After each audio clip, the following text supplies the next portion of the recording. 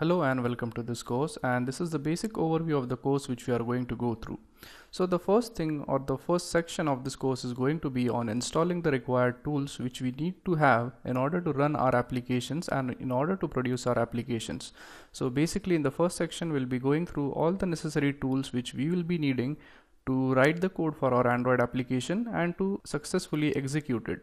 Now moving along to the second section of our course, which is to design user interface for your application, we are going to learn all the techniques which can be used in order to design the UI.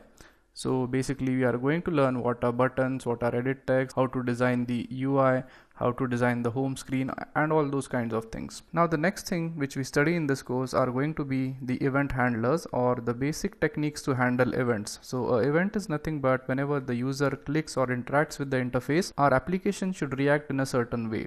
So this section is going to cover all the event handlers which we are going to need to successfully run our application.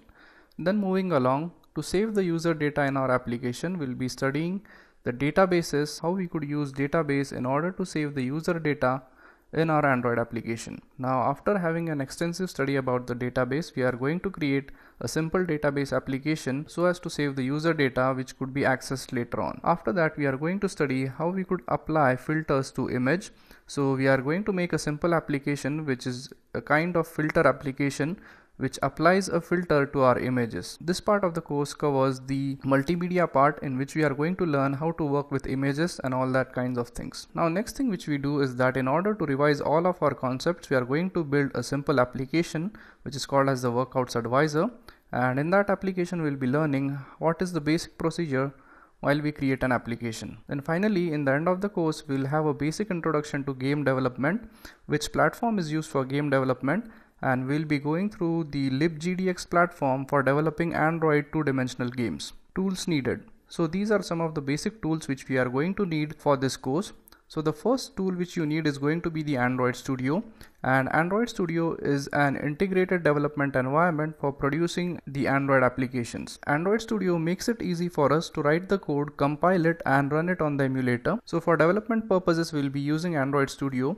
Now after Android Studio, one more thing which is required is going to be the Java JDK, and we are going to connect the Java JDK to the Android Studio so that we could develop applications and we could run them. Then finally, in order to actually run our applications, in order to test them, we are going to use an Android emulator which we'll have inbuilt in the Android Studio, which we'll be using in order to run our applications and to test them. Now I would also like to mention that for this course you will be needing a PC with minimum of 4 GB of RAM so that you would be able to run the emulator efficiently. And if you have a PC with a RAM less than 4 GB, then I would recommend you to run your applications on the actual device. And also you need to have an Android device. For some of the applications which we are going to write, we are exclusively going to run them on our device.